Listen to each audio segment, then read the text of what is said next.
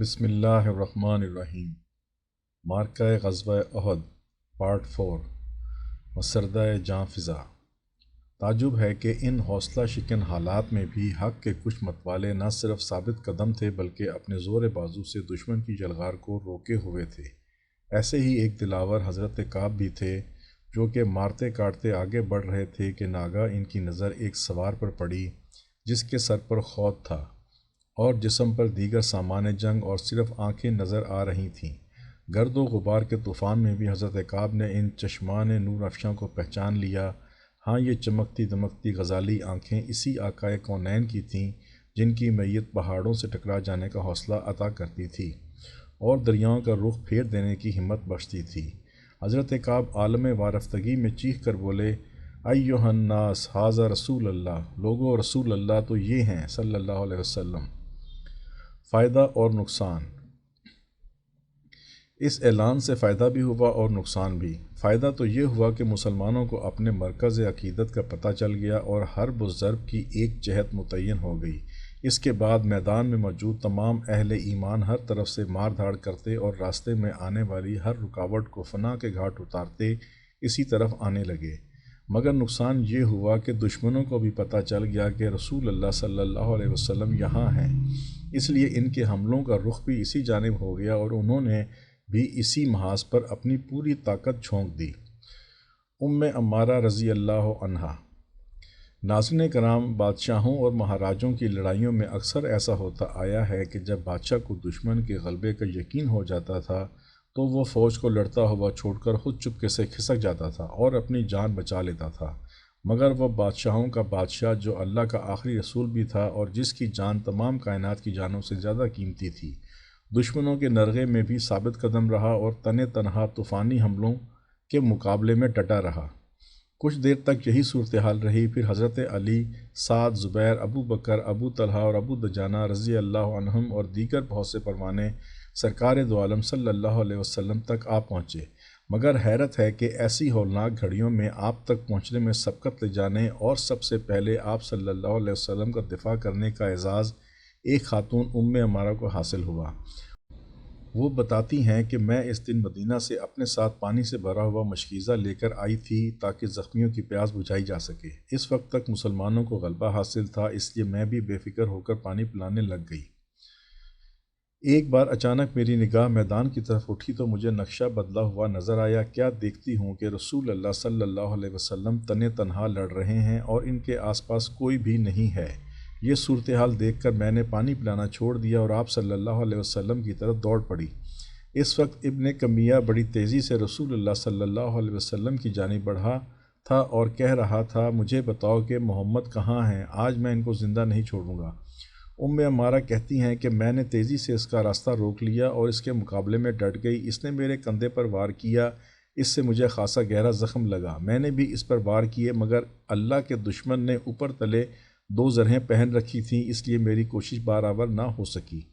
اتنے میں مصعب نے ابن کمیہ پر حملہ کر دیا مگر وہ 2 زرہوں کی وجہ سے پھر بچ گیا اور مصعب اس کے ہاتھوں شہید ہو گئے۔ ناظرین کرام، یہی وہ گھڑی تھی جب ابن کمیہ نے یہ منحوس اعلان کیا تھا کہ رسول اللہ صلی اللہ علیہ وسلم ہلاک ہو گئے ہیں، نعوذ باللہ۔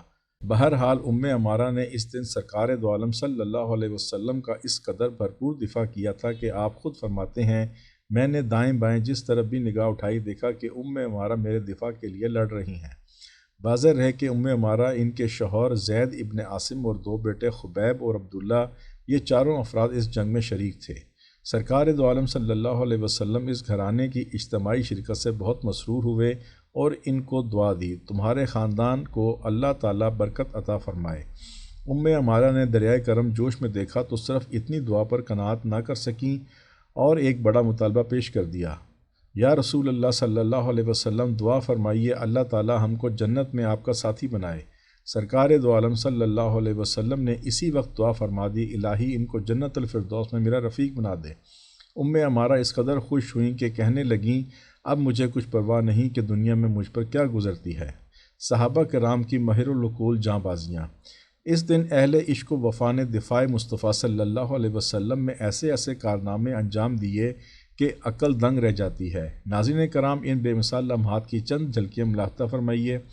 حضرت ابو طلحہ غضب کے تیر انداز سے انہوں نے اپنے ترکش کے سارے تیر سرکار دو عالم صلی اللہ علیہ وسلم کے سامنے ڈھیر کر رکھے تھے اور ایک تسلسل کے ساتھ مشرکین پر چلا رہے تھے۔ ایک بار سرکار دو عالم صلی اللہ علیہ وسلم نے ان کے تیر کو ہدف پر لگتا دیکھنے کے لیے گردن اٹھائی تو انہوں نے فی الفور عرض کی، یا نبی اللہ صلی اللہ علیہ وسلم، میرے ماں باپ آپ صلی اللہ علیہ وسلم پر قربان، سر اقدس اوپر نہ کیجیے، کہیں آپ صلی اللہ علیہ وسلم کو کوئی تیر نہ لگ جائے۔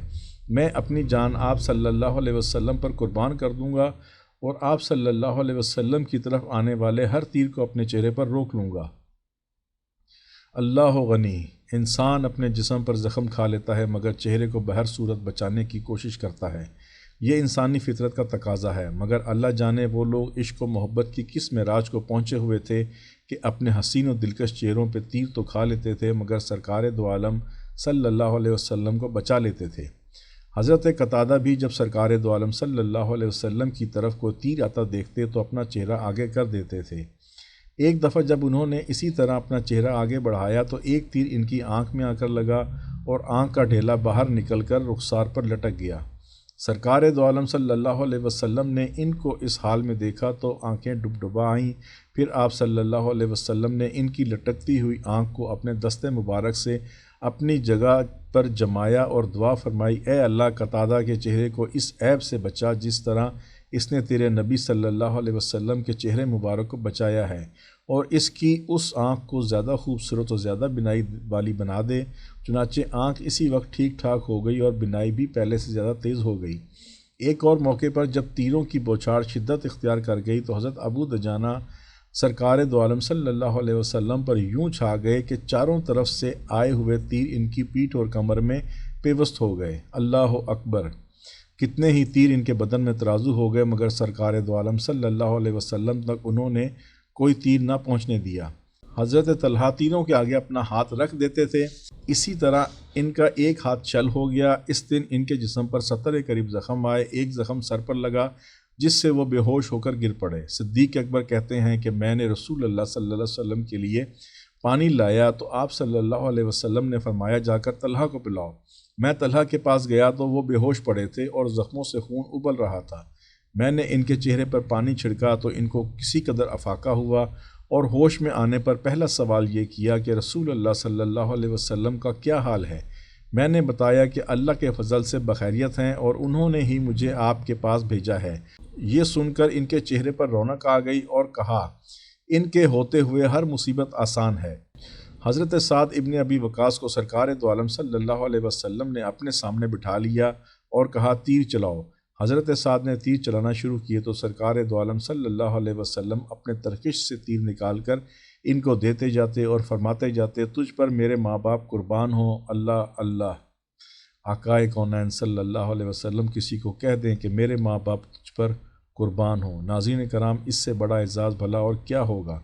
واضح رہے کہ اس وقت سرکار دو عالم صلی اللہ علیہ وسلم کے آس پاس صرف 12-13 جان نثار تھے جو آپ صلی اللہ علیہ وسلم کے دفاع کا حق ادا کر رہے تھے، مگر ظاہر ہے کہ چند افراد ہزاروں کی یلغار کو کسی طرح نہیں روک سکتے تھے۔